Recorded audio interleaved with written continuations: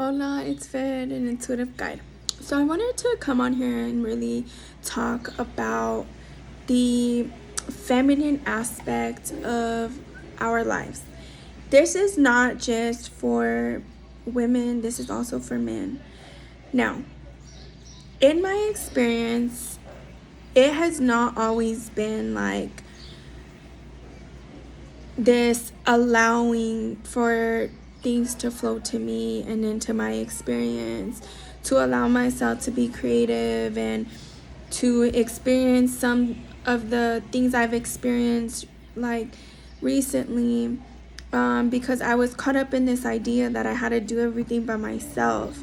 But it is in the essence of tapping into our feminine energy that we allow things into our lives that we've always craved for. Discuss something like very intimate, because I went through a stage of mourning, and honestly it was part of my journey and I take full accountability for all of my actions, but there was a part of my journey where I was very self-destructive and I found myself as empty as I was an empty vessel, and what I mean by an empty vessel, I had not cultivated enough self-love and I didn't really know myself or how to express myself the way that I am able to do so now. And so during that time I was an empty vessel and I was in this space where I used men to fill that void.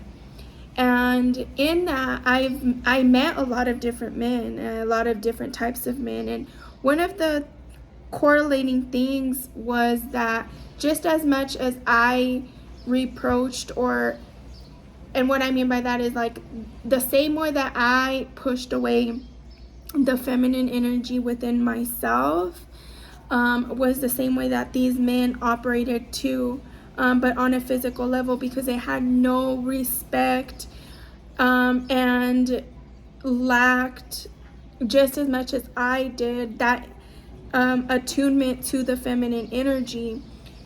And as I see, myself grow in this aspect and I see, the changes that I've made throughout the years, because it's been a very long process, right? It didn't happen overnight, and it wasn't like, oh, I'm gonna wake up and just come on here and share my story, and like it was none of that, right? Like it took time. And like as I'm seeing a lot of people who were there during that time where I was an empty vessel and I wasn't like fully my authentic self, like I see how we have all evolved into different versions, and we have either intellectualized those aspects of ourselves or divorced those parts of ourselves, or even maybe buried and disguised those parts of ourselves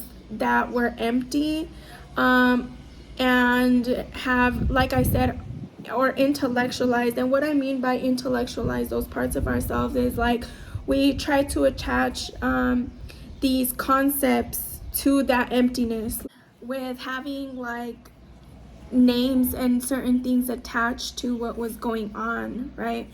But essentially that emptiness was the lack of the feminine energy. And I think that what Beetlejuice did was awaken that part of ourselves, because sitting in seclusion from society allowed us to sit with ourselves, something that we were not used to. We were receiving time, space, during a time that this earth was recreating itself. And so with this, with all of these changes and evolutions within the concept of the self, and the changes of going from a very hyper feminine way of being, because for me it was like just overly active and overly compensating for a lot of things, and I was just a doer, like excessively, right? And I take full accountability, right? But I also hold compassion for myself. And so, like, if you're watching this, like, please hold compassion for yourself, because it's not your fault. And it's just a conditioned response, and we've been taught to believe that that is just the way of being, and this is how we're supposed to operate, right? But when we learn that it's safe to be in our feminine, internally, because this is an internal safety, this is something that you have to cultivate. It's not an external force, this is an internal force.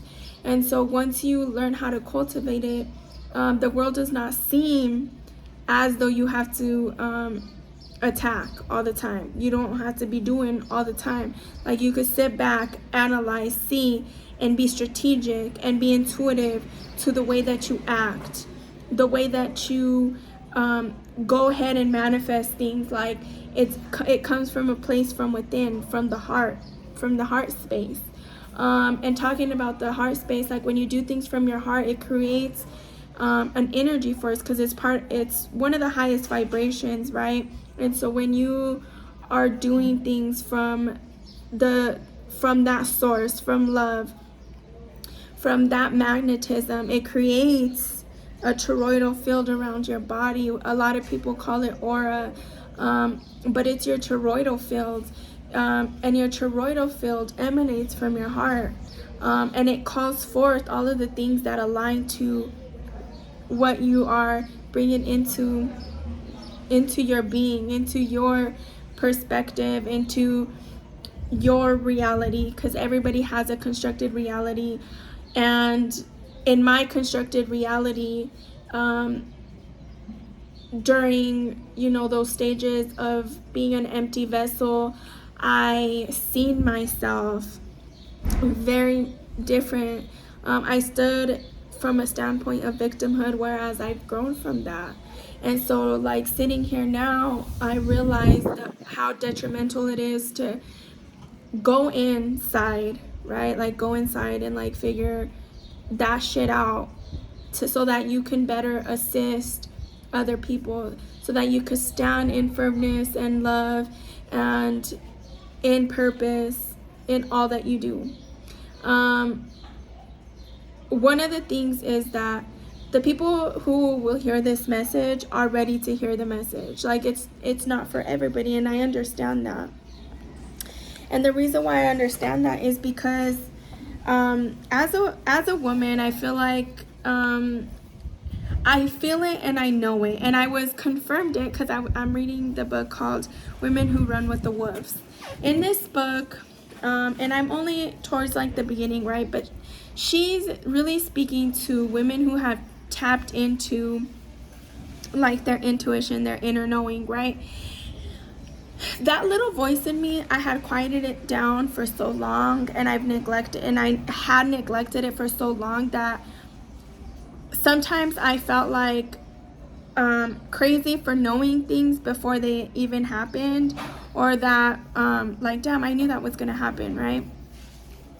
And so when I see like people that I used to like associate with, and I would speak to them from that heart space, when I would speak to them from a part of inner knowing, and they didn't listen, but now they're doing it, I realized that it was feminine energy and the rejection of feminine energy. And that is what lacks from our being. Like, okay, partnership, it is equally important for you to be able to openly give advice and openly receive it. Okay, it's imperative. And this happens in any relationship. Like, this is not just like in a romantic partnership. It is in a lifelong partnership. It's it goes in any type of relationship, okay, in any type of dynamic. And so what I've realized is that, like, as men, as women, we reject the feminine energy. And I see this, and this is why I say this about, like, when I was an empty vessel, and like these men, I would give them advice that came from the heart, but it wasn't taken seriously because they had no respect. They had no ability to honor the divine feminine. It wasn't, I was speaking from my vessel, but it wasn't me. It was my divine feminine side speaking, right? And sometimes, because it's you speaking, like, it can be interpreted as, you know, coming from you. Do you know what I mean? And so be very, like, aware and be intuitive with who you share energy with and who surrounds you. Like, are they receptive to your ideas? Like, are the people who are surrounding you, as you cultivate self-awareness and self-love and you're evolving, like, how receptive are they to your energy? Because this is important, because what ends up happening is that you learn to gravitate to people who can do this dance with you seemingly, okay, and who can essentially exhibit traits that, you know, you like, that you can interchange, okay? And so as you're doing this dance, as you give and receive, and you give and you receive, it's this interchange of energy. And this is through conversation, through giving, through action, through whatever mode that it's coming from, even through touch, okay? Is this energy exchange equal? Because what ends up happening is it becomes depleting, which is why when I was an empty vessel, it was I was being depleted. I was being depleted of my feminine energy to another empty vessel whose feminine energy was lacking, okay? So as I'm being depleted, they're taking, right? So this creates an imbalance. So look into your life to see where these imbalances are. And how do you call back your power? You call back your power by just simply saying that, like, I call back my power because this is me.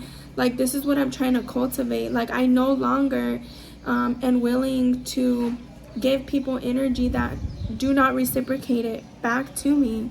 And that is, you know, how difficult it may be and it may feel to do.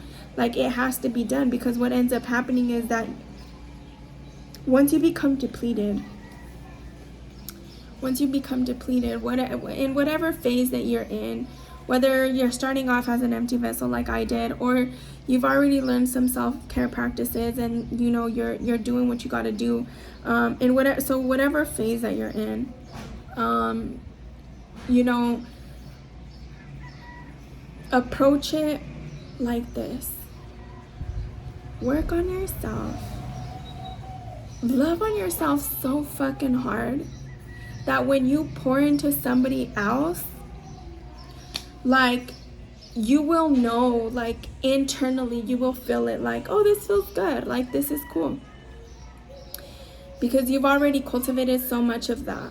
And so, like, you can notice when people are just, like, taking or they're giving. And so, yeah, I wanted to share that because I seen this post, and it was, like, very much intellectualizing the feminine energy instead of just calling it that. Like, it's feminine energy. Like, you gotta tap in to what that is. The love, the heart, the internal waters. So, yeah, peace and love.